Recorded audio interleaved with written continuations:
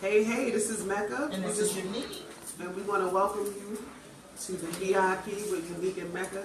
And as you can see, we don't even have to tell you who this is, because we already know. You know, I might have to tell. Oh, all right. Okay, since you want to be humble, we'll go ahead and do it for you. This is none other than Steven from the group Troop. Yes. The amazing group Troop. Total Producer. respect of other people. All right. Writer. Yes. Singer. Singer. Lover. Lover. He's a Scorpio, y'all, so that, you know. That explains that. All right, so we're going to get... I gotta start some mess. Oh, boy, you heard that? He coming up in here to start some mess. So we're going to get into some questions so he can start his mess. So, first and foremost, we wanted to just go back in time a little bit, just so you can tell us a little bit about the genesis of Troop and how y'all started and stuff like that. Troop started in 1984 in Pasadena, California. I had made a decision at the time that I didn't want to play football professionally. I wanted to, be in the music business. And my mom said okay, to my surprise. And then shortly after I had made that decision, some of the other guys in the group, Rodney and Reggie, had a group, and they had went on a TV show, a popular lip sync TV show at the time, and they won.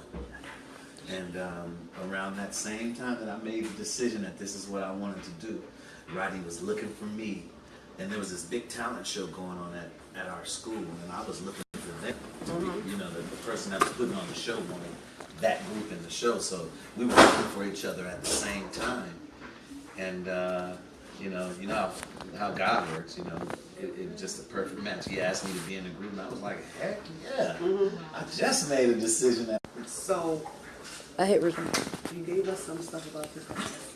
We want to know, for those who don't know, some of the stuff that you are doing now. Like, we know you're on the radio now. Yeah. And we know you've done so many things behind the scenes that people didn't give you credit for, I guess, because maybe they didn't know. So now you can blow yourself up and just let us know. Well, for the past 16 years, I've been writing and producing.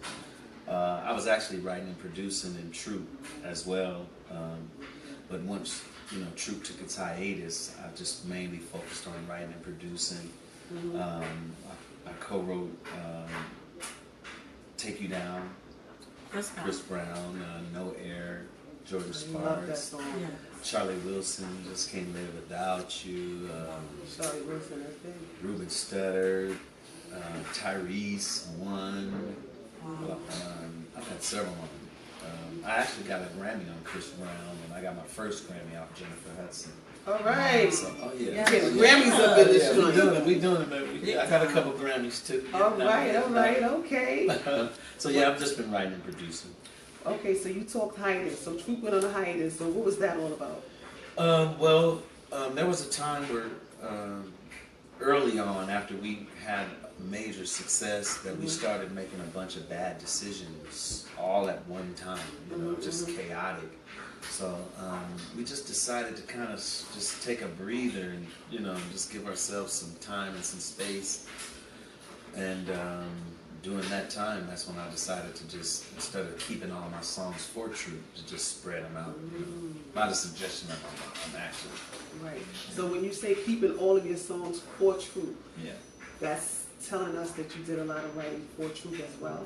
Well, I always did my best. I always offered up. When it was time to work on a Troop album, I always went off and really tried to come up with something great, just to be a part of that, that essence of the creativity as well.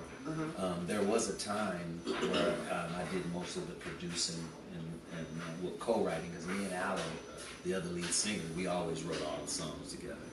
Wow. But I was actually doing most of the producing, Right. Yeah. So I wanted to get in a little bit of the Troop choreography, because that's what you guys are also known for. Oh yeah. And I know John, he told us some of the people that you guys work with. Well, the idea, when Troop first started, we were Five of a Kind, and we were based off of New Edition. And once I got in the group, it was my suggestion that we change our style. You know, I didn't want to be like New Edition. Right. I love New Edition, but Right. when So I you come have your out, own- I don't want to be New Edition. I don't want Have your own Yeah, I identity. mean, your own thing. Yes, I Yes. don't want to dance like Understandable. them. I don't want to do anything like New Edition because at some point we're going to be a rival to them in some way, or some, you know. Well, the only way we could be decent, good competition is if we were original.